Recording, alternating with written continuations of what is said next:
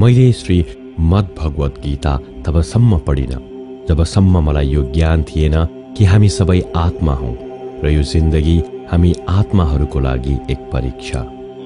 हामी भित्रबाट हाम्रो सबैभन्दा राम्रो रूप बाहिर निकाल्न र भगवत गीता यो परीक्षा पास गर्नको लागि एउटा महत्त्वपूर्ण किताब हो। भगवत गीताको 18 अध्याय छ र यो संस्कृतमा परमात्माले दिएका थिए।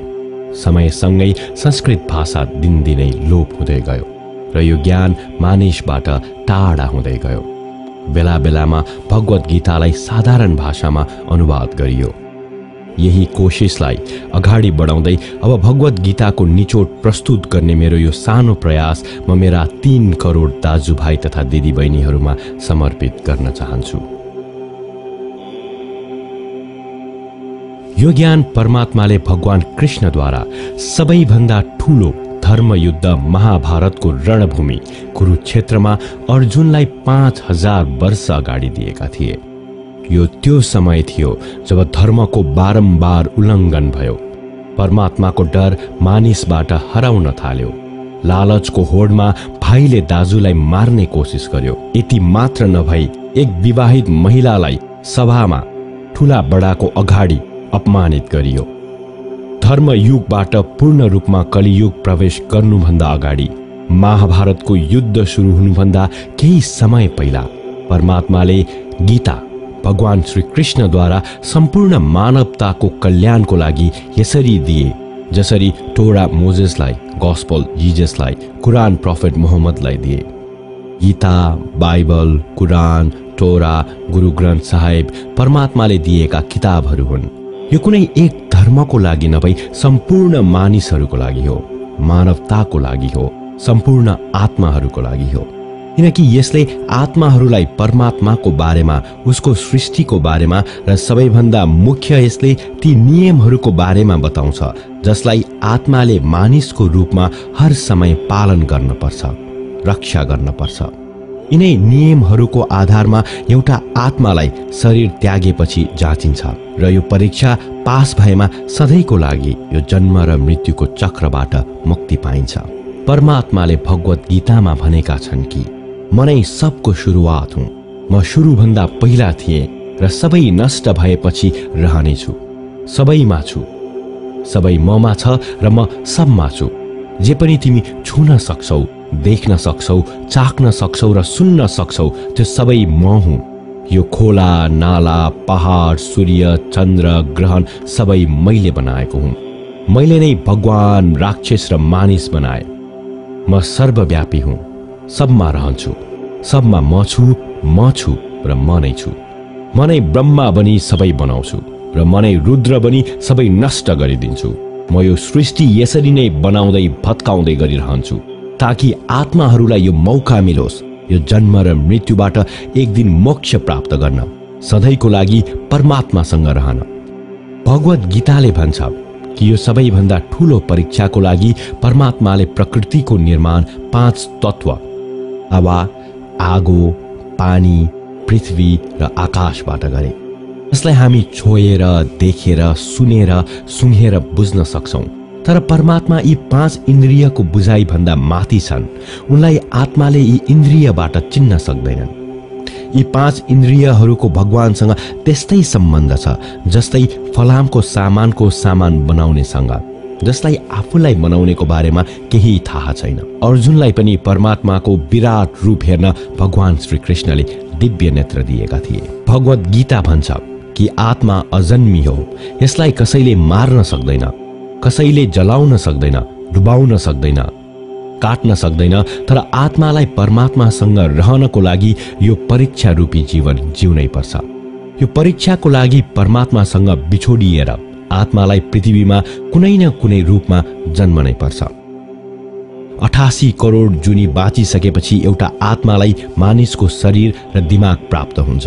यो सबैभन्दा ठूलो परीक्षाको क्रममा मानिसलाई अनेकौं भावनाहरूको चक्रव्यूहमा आफ्नै दाजुभाइ, दिदीबहिनी, साथीहरूको बीचमा राखिन्छ, जसमा हरेक आत्मालाई आफू भित्रको तामसिक र राजसिक अवगुणबाट निस्केर सात्विक जीवन जिउने मौका दिइन्छ। तामसिक गुण त्यो हो जुन हामी भित्र हीन भावना व्याप्त गराई हामीलाई उदास बनाई नोक्सान पुर्याउँछ। हाम्रो राजसिक गुणले हामीलाई ईर्ष्यालु र लोभी बनाई अरूलाई नोक्सान पुर्याउँछ। यो परीक्षाको क्रममा हरेक आत्मालाई आफू भित्रको तामसिक र राजसिक गुणलाई जितेर सात्विक गुणसँग परिचित हुनुपर्छ। सात्विक गुणले आत्मालाई वरिपरिको हरेक चीजसँग जोड्दछ र उनलाई माया गर्न सिकाउँछ। जीवन जिउने क्रममा आत्मालाई जीवनका 4 स्तम्भ धर्म, अर्थ, काम र मोक्षको ज्ञान पाएर मात्रै मुक्ति मिल्दछ। यही यो ढोका हो जसलाई सम्झेर आत्माले परमात्मालाई बुझ्न सक्दछ। पहिलो ढोका हो धर्मको। सिंह यसको प्रतीक हो। धर्म त्यो हो जुन गीतामा लेखिएको छ, वेदमा लेखिएको छ, बाइबल वा कुरानमा लेखिएको छ। धर्म त्यही हो जुन धारण गरिन्छ, जसलाई तपाईको मनले मान्छ, जस्तै झुट नबोल्नु, चोरी नगर्नु, अरूलाई हानि नगर्नु, भगवानलाई निराधार नगर्नु। यही सब धर्म हो। हर आत्मालाई आफ्नो जीवनकालमा धर्मको पालन गर्नुपर्छ र रक्षा गर्नुपर्छ। दोस्रो ढोका हो अर्थको। घोडा यसको प्रतीक हो। हरेक आत्माले आफ्नो जीवनकालमा आफू पृथ्वीमा रहनुको अर्थ वा मूल कारण बुझ्नेछ। यो जिन्दगीमा भोग्ने वस्तु वा सम्बन्धबाट आनन्द लिनेछ। असल छोरा छोरी भएर, असल बाबु आमा भएर, असल भाइ बहिनी भएर, असल दिदी या दाजु, असल लोग्ने या स्वास्नी बनेर आफ्नो सबै कर्तव्य पालन गरी यो परीक्षा पास गर्नेछ। तेस्रो ढोका हो कामको। भगवत गीता भन्छ, हर आत्मा भित्र काम, क्रोध, लोभ, मोह, अहंकार र ईर्ष्या जस्ता 6 भावनाले हामीलाई आफूलाई र अरूलाई नोक्सान पुर्याउन सक्छ। यी भावनाहरूलाई मानिसले सधैँ आफ्नो नियन्त्रणमा राख्नुपर्छ। यी भावनाहरूको बहकाइमा गरिएको कुनै पनि काम हाम्रो जीवनभरिको दुःखको कारण बन्न सक्छ। एउटा आत्माले सन्तोष र सादगीबाट मात्रै यी भावनाहरूलाई सजिलै जित्न सक्दछ। चौथो ढोका हो मोक्षको। हात्ती यसको प्रतीक हो। यो परीक्षा रूपी जीवनमा हर मानिस हर समय केही इच्छा गर्छ। केही इच्छा एक जन्ममा नै पूरा हुन्छ भने केही अधुरो रहन्छ। त्यसलाई पूरा गर्न आत्मालाई फेरि पृथ्वीमा आउनै पर्छ। भगवत गीता भन्छ, हाम्रो इच्छा नै मुख्य कारण हो आत्मालाई फर्काई पृथ्वीमा ल्याउने। र यदि हामीले कुनै इच्छा राखेनौं भने हामी यो जीवन र मृत्युबाट मुक्त हुन सक्छौं। यो ढोका माफीको पनि हो। जसले तपाईलाई नराम्रो गर्यो उसलाई माफ गरेर, अनि जसलाई तपाईले नराम्रो गर्नुभयो उसँग माफी मागेर मुक्ति पाइन्छ।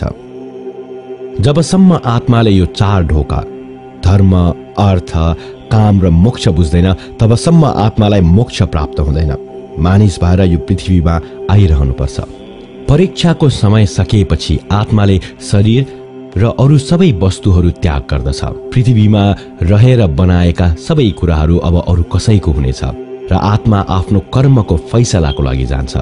आत्माको राम्रो नराम्रो कर्मको हिसाब हुन्छ। राम्रो कामको लागि आत्मा केही समयको लागि स्वर्ग वा नराम्रो कामको लागि नर्क जान्छ।